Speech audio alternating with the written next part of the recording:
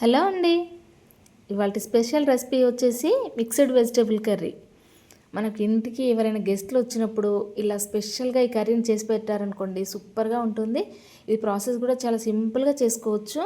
Taste అయితే అద్దరిపోతుంది. ఈ చపాతీకి, రైస్లోకి, దేంట్లోకైనా కూడా సూపర్గా ఉంటుంది. Welcome to my channel.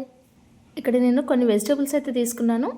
Beans, ఆలు, అదేవిధంగా క్యాప్సికమ్, క్యాలీఫ్లవర్, క్యారెట్, అదేవిధంగా ఒక కప్పు వరకు పన్నీర్ కూడా ఇలా క్యూబ్స్లా కట్ చేసి తీసుకున్నాను. పచ్చి బఠానీ, ఆనియన్ ఇలా చిన్నగా చాప్ చేసి తీసుకున్నాను. 2 పెద్ద టమాటాలని ఇలా ప్యూరీలా చేసి తీసుకున్నాను.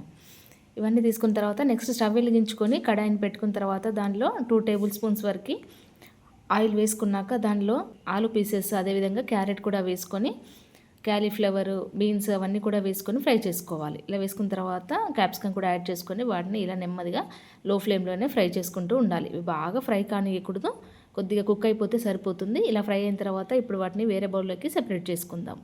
ఇప్పుడు దీనిలోనే మనము పన్నీర్ క్యూబ్స్ని కూడా వేసుకొని వాటిని కూడా ఇలా లైట్గా కలర్ మారేంత వరకు ఫ్రై చేసుకుంటే సరిపోతుంది. ఇప్పుడు వీటిని కూడా ఒక ప్లేట్లోకి తీసి పక్కన పెట్టుకోవాలి. ఇప్పుడు అదే కడాయిలో ఇంకొద్దిగా ఆయిల్ యాడ్ చేసుకున్న తర్వాత ఇప్పుడు దానిలో కొన్ని మసాలా దినుసులు వేసుకోవాలి.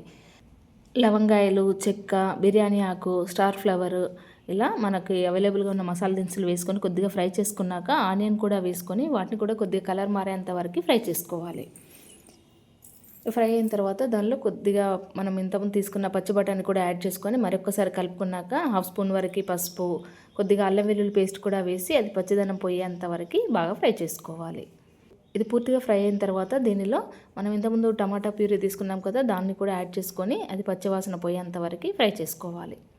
ఇప్పుడు దీనిలో కొద్దిగా వాటర్ యాడ్ చేసుకోవాలి. ఒక చిన్న గ్లాసుడ్ వరకు అలా వాటర్ యాడ్ చేసుకున్న తర్వాత అంతా కూడా ఒకసారి కలుపుకున్నాక దీనిలో 1 టేబుల్ స్పూన్ కారము, అదేవిధంగా టేస్ట్కి తగ్గట్టుగా సాల్ట్, 1 స్పూన్ వరకు ధనియాల పొడి కూడా యాడ్ చేసుకొని అంతా కూడా ఒకసారి ఇలా మిక్స్ చేసుకోవాలి. ఇదంతా కూడా కొద్దిగా కుక్ అయిన తర్వాత ఇప్పుడు దీనిలో మనం ఇంతకుముందు ఫ్రై చేసి పెట్టుకున్న వెజిటేబుల్స్ అన్నీ కూడా దీనిలో యాడ్ చేసుకోవాలి. ఇవన్నీ వేసుకొని మరొకసారి అంతా కూడా కలుపుకున్న తర్వాత దీనిలో పన్నీర్ క్యూబ్స్ కూడా యాడ్ చేసి అంతా కూడా మిక్స్ చేసుకోవాలి. మిక్స్డ్ వెజిటేబుల్ కర్రీ చాలా సింపుల్గా చేసుకోవచ్చండి. టేస్ట్ మాత్రం చాలా బాగుంటుంది. దీనిలో 2 పచ్చిమిర్చిని కూడా ఇలా ముక్కలుగా కట్ చేసి వేసుకున్నామంటే కొద్దిగా ఫ్లేవర్ అనేది బాగుంటుంది. అలాగే 1 స్పూన్ వరకు గరం మసాలా, అలాగే మంచి ఫ్లేవర్ రావడం కోసం కసూరి మేతిని కూడా కొద్దిగా యాడ్ చేసుకున్నారంటే సూపర్గా ఉంటుంది. ఇదంతా కూడా ఒకసారి బాగా మిక్స్ చేసుకొని చివరగా కొత్తిమీర వేసుకున్నాక ఇక్కడ నేను ఫ్రెష్ క్రీమ్ వేస్తున్నానండి 1 స్పూన్ వరకు. మీకు అవైలబుల్గా ఉంటే వేసుకోవచ్చు, లేదంటే స్కిప్ చేయొచ్చు. ఇది వేస్తే మంచి రెస్టారెంట్ స్టైల్లో సూపర్గా ఉంటుంది. ఇలా వేసుకొని అంతా కూడా ఒకసారి కలుపుకున్నామంటే మంచి రుచికరమైన మిక్స్డ్ వెజిటేబుల్ కర్రీ ప్రిపేర్ అయిపోయినట్టే. చూసారు కదా, చాలా సింపుల్గా ప్రిపేర్ చేసుకునే కర్రీని మీరు కూడా ఒకసారి తప్పకుండా ట్రై చేయండి. ఇది చపాతీ, రోటీ, నాన్స్ దేనిలోకైనా సూపర్గా ఉంటుంది.